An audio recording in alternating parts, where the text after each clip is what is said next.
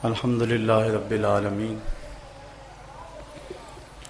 والعاقبۃ للمتقین والصلاۃ والسلام علی سید الانبیاء والمرسلین۔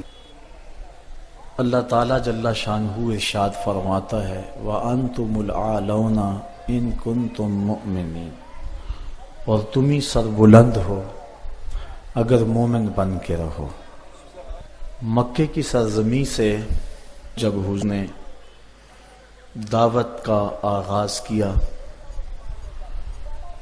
تو بڑے تھوڑے لوگ تھے کہ جنہوں نے ابتداءً اسلام کی دعوت کو قبول کیا، اور ان لوگوں میں 2-4 لوگ چھوڑ کے باقی سارے لوگ انتہائی غریب تھے اور غلاموں کی ایک تعداد تھی۔ حضرت بلال حبشی رضی اللہ تعالیٰ عنہ، حضرت زنیرہ اور حضرت عمار ابن یاسر رضی اللہ تعالیٰ عنہ کا خاندان، یہ وہ لوگ تھے کہ جنہوں نے اس دعوت کو قبول کیا اور پھر عزیمت کی داستان رقم کی۔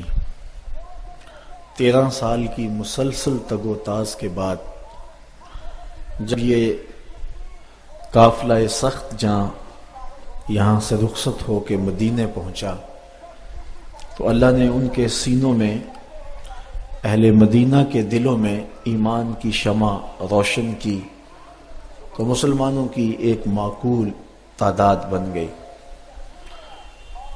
اسلام اور کفر کا پہلا معرکہ جو بدر کے مقام پہ ہوا، اس میں مسلمانوں کی تعداد 313 تھی۔ یہ تعداد کفار کے مقابلے میں بہت تھوڑی تھی، کیونکہ وہ 1000 کا لشکر لے کر کے آئے تھے، اور یہ جو 313 تھے یہ بھی مسلح نہیں تھے سارے۔ 2 گھوڑے تھے ان کے پاس، 6 زرہیں تھیں اور 8 تلواریں تھیں، 70 اونٹ تھے اور باری باری سوار ہوتے تھے۔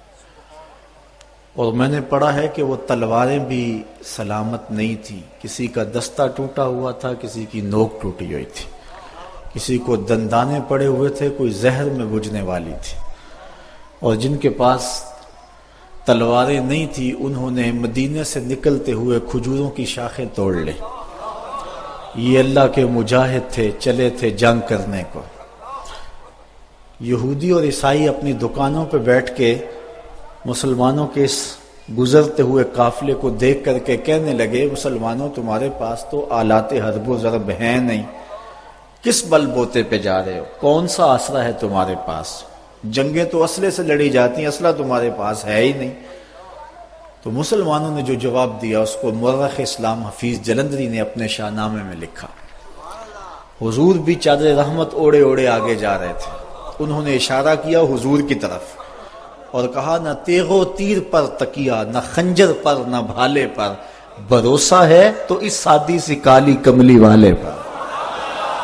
16 رمضان کو یہ قافلہ بدر کے مقام پہ عمیر کی نظروں سے گزر رہا تھا،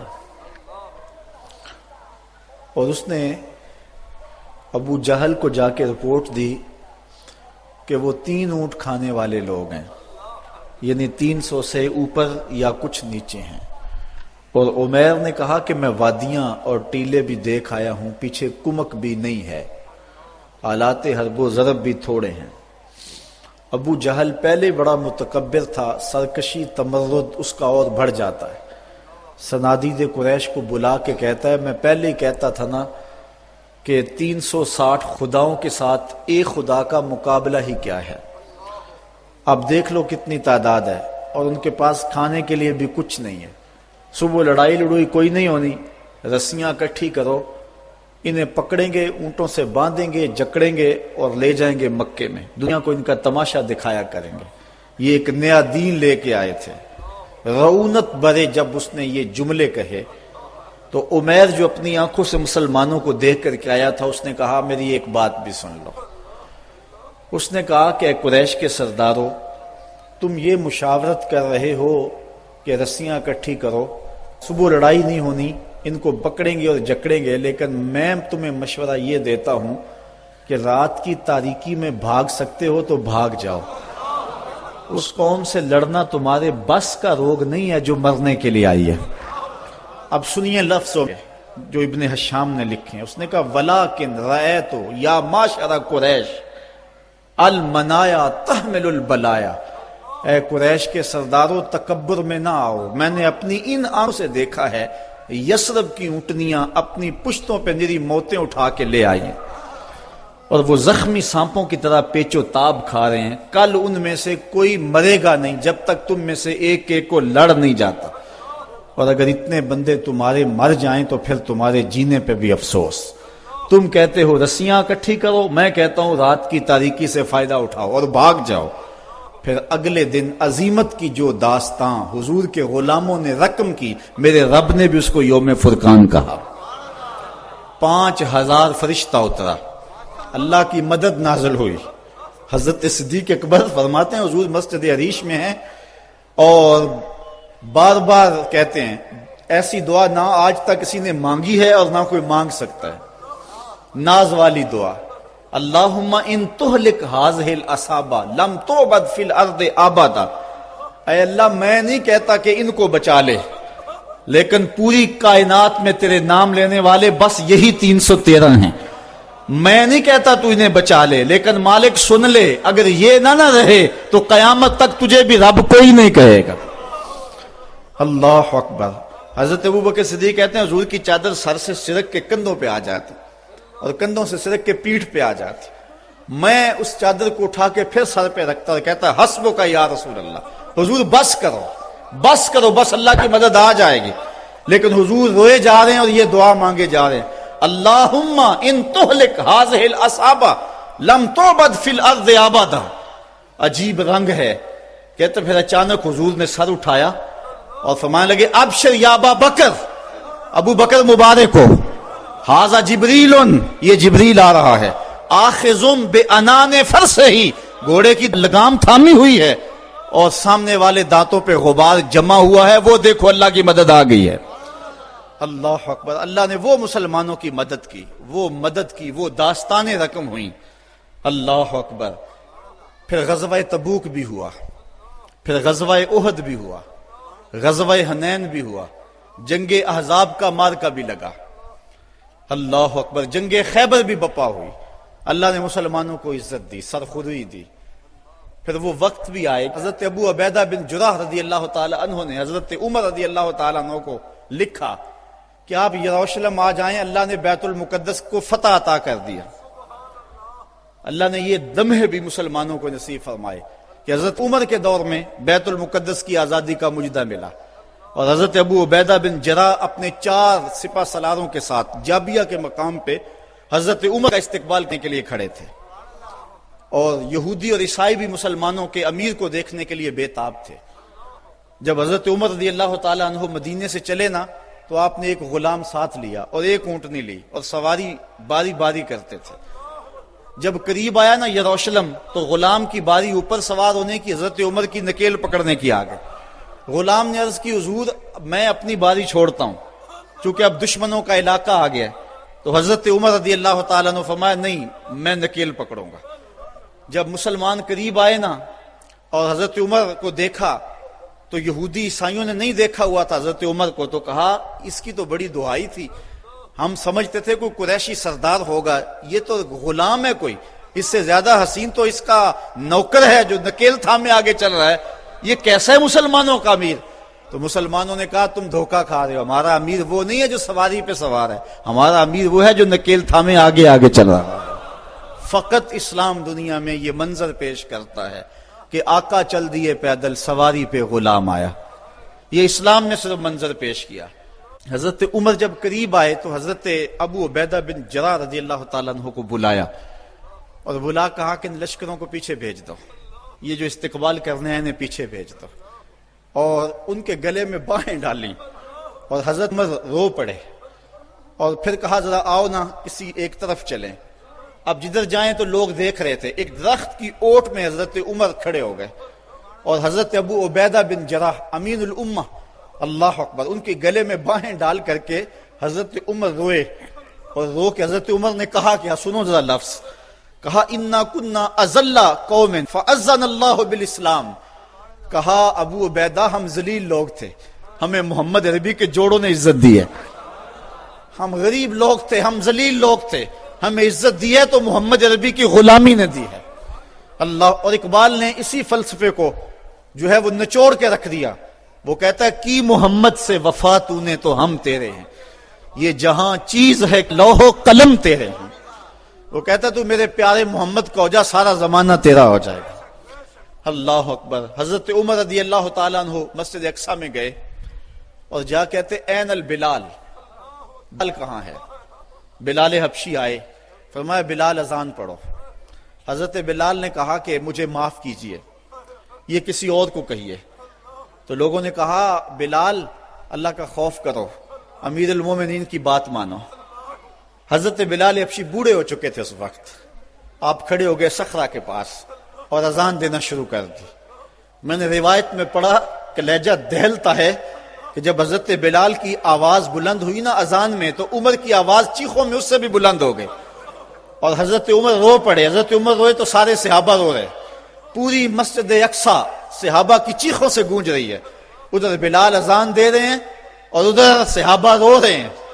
اور حضرت سیدنا عمر رضی اللہ تعالیٰ عنہ نے کہا فما نطلب العز بغیر ما عزنا اللہ بہ اذلنا اللہ، کہا ہمیں عزت ملی ہے حضور کے صدقے، اور اگر ہم نے حضور کے علاوہ اب کسی اور جگہ سے عزت ڈھونڈنا چاہیے نا تو اللہ ہمیں ذلیل کر دے گا، اللہ ہمیں رسوا کر دے گا۔ تو یہ عزتیں اور یہ مرتبہ و مقام جو امت مسلمہ کو ملا، یہ حضور کی چوکھٹ سے ملا ہے، یہ حضور کے در سے ملا ہے۔ حضرت عمر واپس پلٹے، عرض تہامہ میں رکے اور پھوٹ پھوٹ کے رونے لگے۔ کسی نے کہا عمر اتنے جری جوان اور یہ عرض تہامہ اور پھوٹ پھوٹ کے رو رہے ہو؟ تو حضرت عمر فرمانے لگے میرے باپ خطاب نے مجھے کہا تھا کہ یہ 5 اونٹ لائن میں کھڑے کرو، یہی عرض تہامہ تھی۔ کہتے ہیں میں اونٹ لائن میں کھڑے کرنے لگا تو آگے والا سیدھا کرتا تو پیچھے والا ٹیڑھا ہو جاتا، پیچھے والا سیدھا کرتا تو آگے والا ٹیڑھا ہو جاتا۔ پھر میرے باپ خطاب نے مجھے بڑا مارا اور کہا ایک عرب کے بیٹے ہو کر 5 اونٹ لائن میں کھڑے نہیں کر سکتے ہو؟ کہا ایک وہ زمانہ تھا کہ عمر سے 5 اونٹ لائن میں کھڑے نہیں ہوتے تھے۔ کہا آج زمانہ یہ ہے 25 لاکھ مربع میل کی حکمرانی ہے، شرق سے لے کر غرب تک ساری دنیا ایک لائن میں کھڑی ہے، یہ محمد کے جوڑوں کا صدقہ نہیں ہے تو اور کیا ہے؟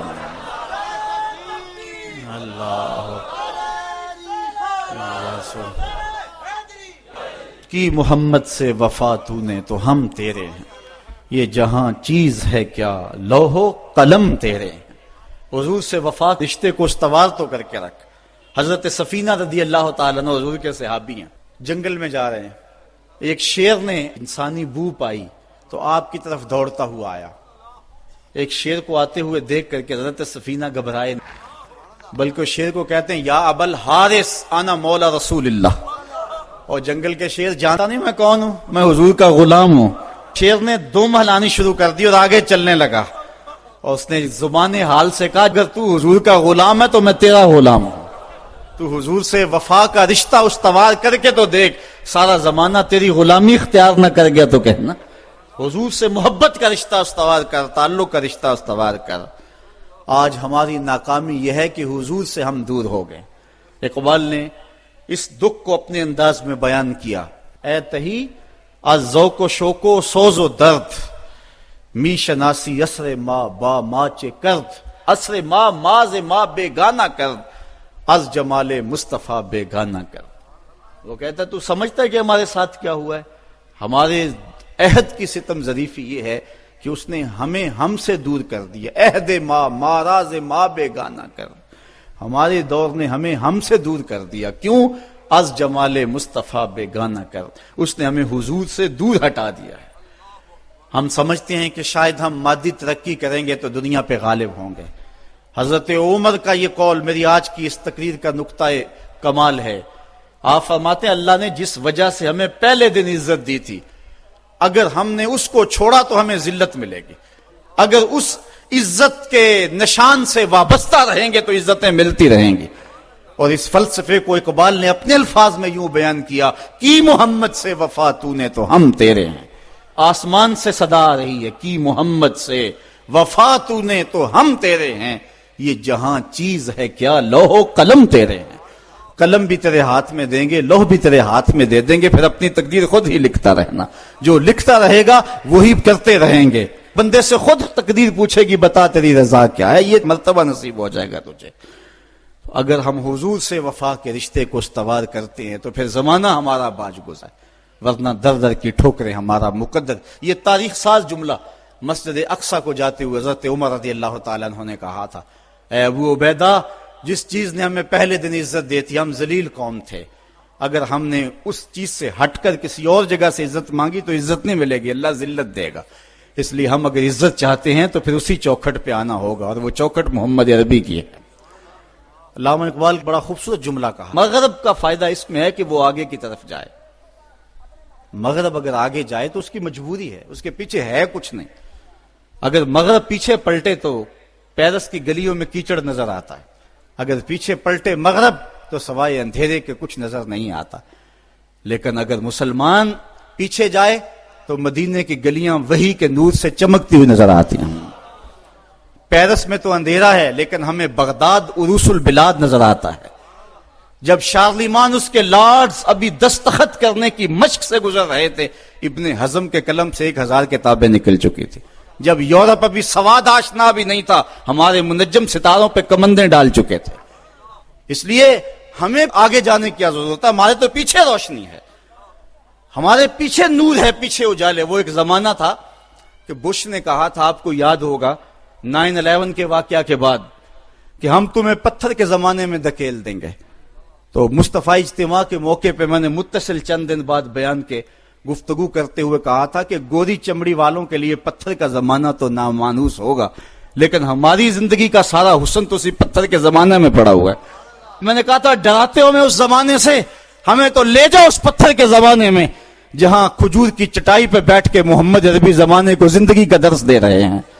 جب مسجدیں کچی تھی ایمان پکے تھے، وہ ٹپکتی ہوئی چھتیں لیکن ایمان پختہ، وہ ممیاتی ہوئی بکریاں، وہ جگالی کرتے ہوئے اونٹ، وہ مدینے کی کچی گلیاں لیکن پختہ کار لوگ.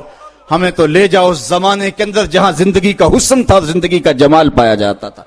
زندگی کا سارا حسن اگر ہم ڈھونڈتے ہیں تو ہمیں اس زمانے میں ملتا ہے.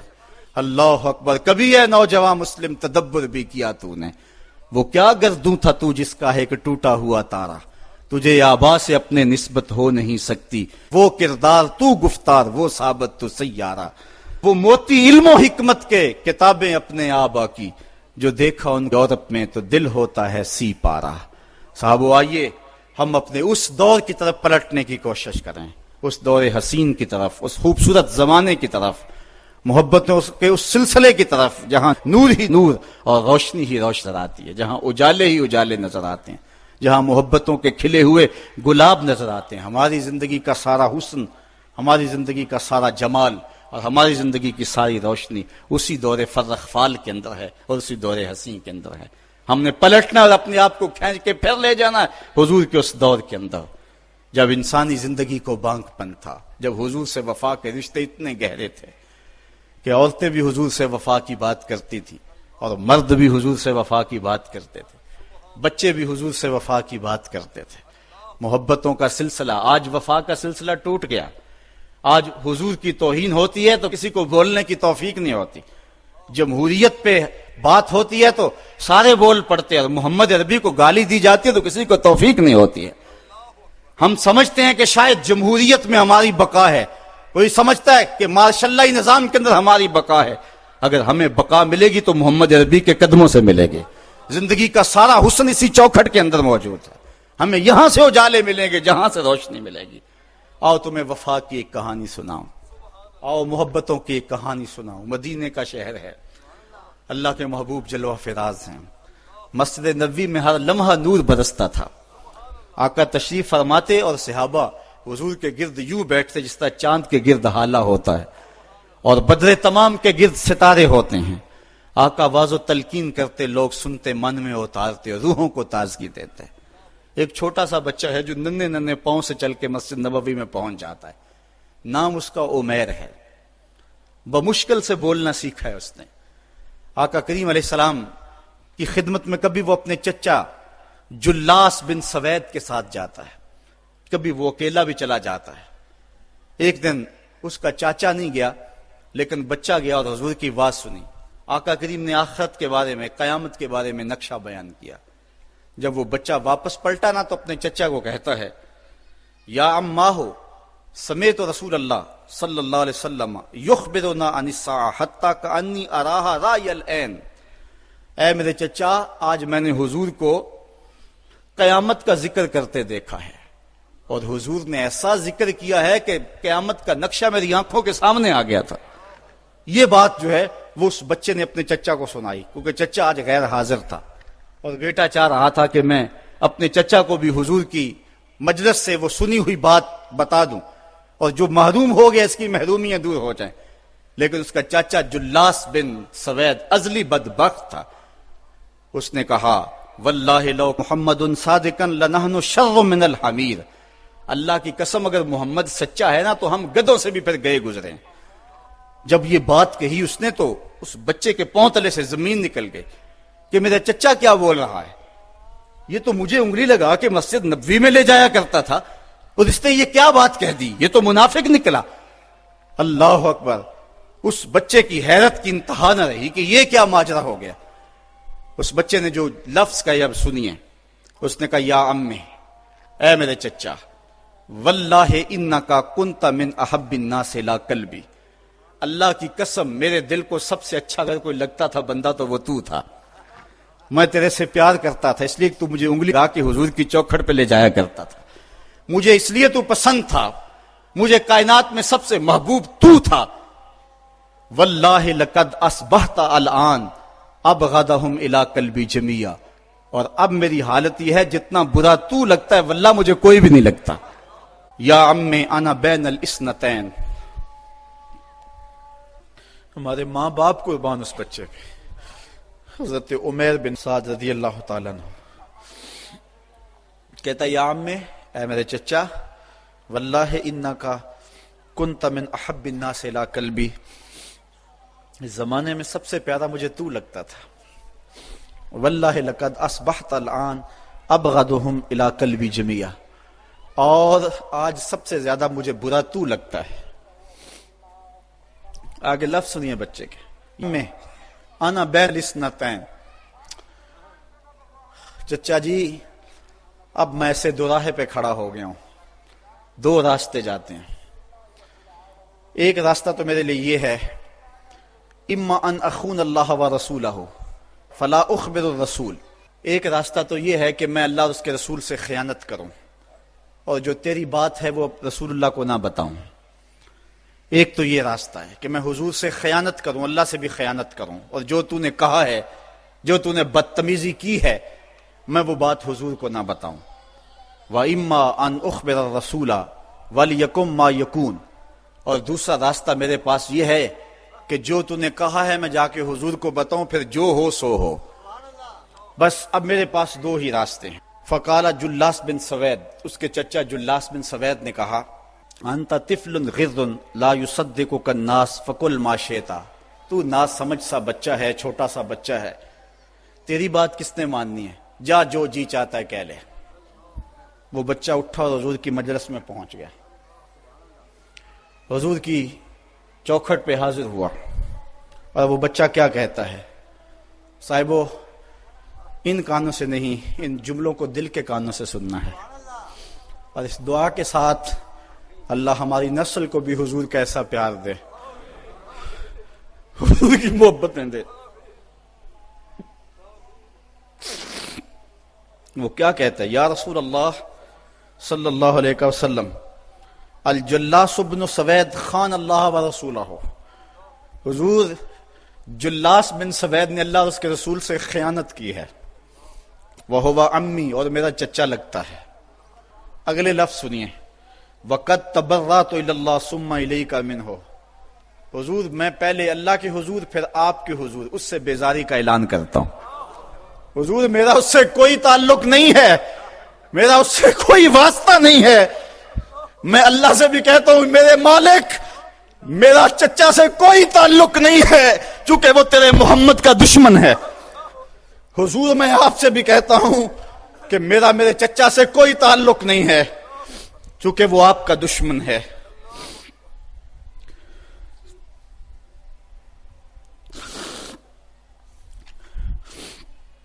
کالا وماذا قال، حضور نے فرمایا بچے اس نے کیا کہا ہے؟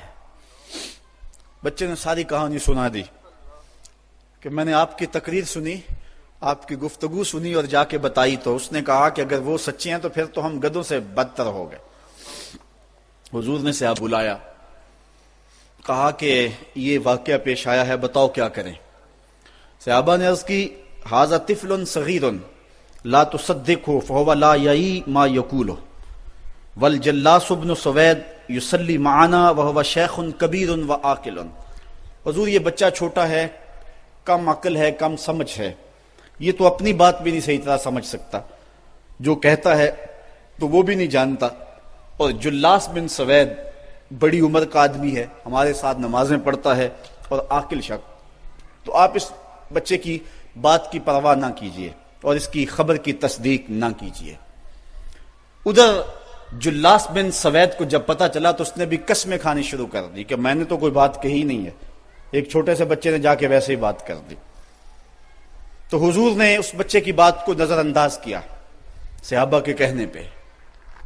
اب اس بچے نے جب دیکھا کہ میری بات حضور نے قبول نہیں کی ہے تو اس نے جھولی پھیلا لی اور آسمان کی طرف دیکھ کر کے کہا اللہم ان کنت صادقا فصدقنی وان کنت کاذبا فکذبنی.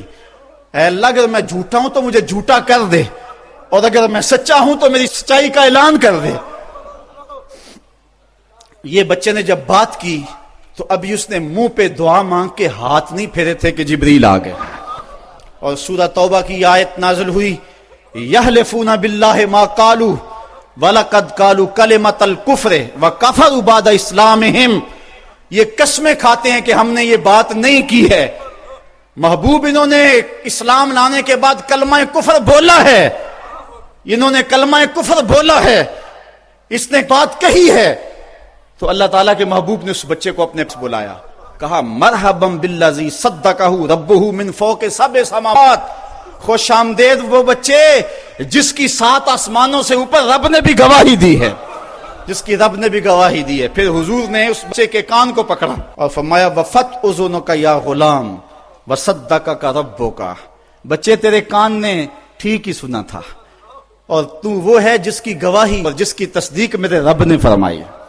اللہ اکبر. حضرت عمر رضی اللہ تعالیٰ عنہ کا دور آیا تو انہوں نے حضرت عمیر بن سعد انصاری رضی اللہ تعالیٰ عنہ کو حمص کا گورنر بنا دیا اور پھر جب وہ فوت ہوئے تو حضرت عمر روئے، فرماتے کاش کہ میرے پاس عمیر جیسا کوئی دوسرا آدمی ہوتا اور میں مسلمانوں کی محافظت کے لیے اسے مقرر کرتا. اللہ اکبر. تو حضور علیہ الصلوۃ والسلام کی محبت اور حضور کے ساتھ وفا کا یہ رشتہ، یہ تعلق اور یہ گہرا ربط اللہ تعالیٰ کی محبت کا بندے کو مستحق کرتا ہے. اللہ نے بھری بزم کے اندر اس بچے کو عمیر بن سعد رضی اللہ تعالیٰ عنہ کو جھوٹا نہیں ہونے دیا. تو اقبال کہتا ہے کی محمد سے وفا تو نے تو ہم تیرے ہیں، یہ جہاں چیز ہے کیا وہ قلم تیرے ہیں.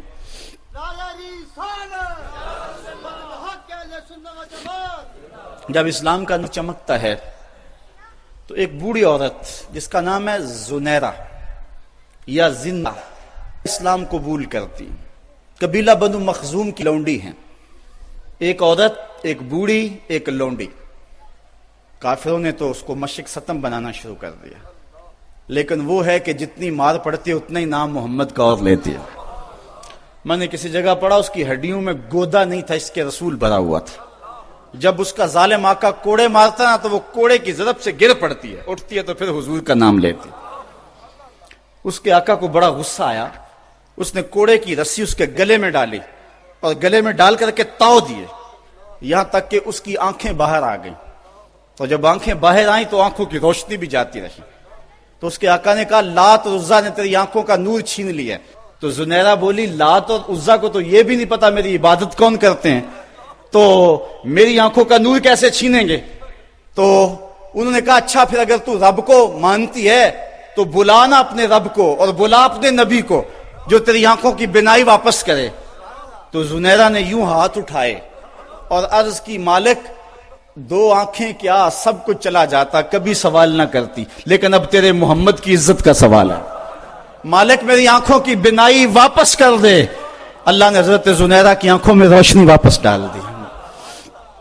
اللہ اکبر۔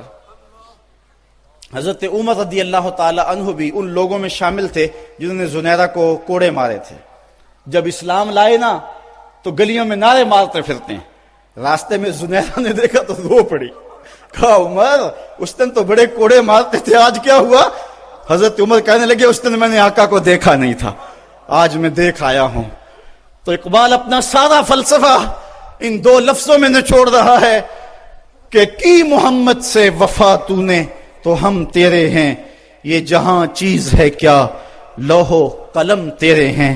اگر حضور سے تعلق محبت کا اور رشتہ تعلق کا استوار ہو جاتا ہے تو زندگی حسین اور زندگی جاندار ہو جاتی ہے، اور اگر آقا سے تعلق استوار نہیں ہوتا ہے کثرت کے باوجود بھی ہم ذلیل و رسوا ہوں گے، اور یہ ہمارا مقدر ہے۔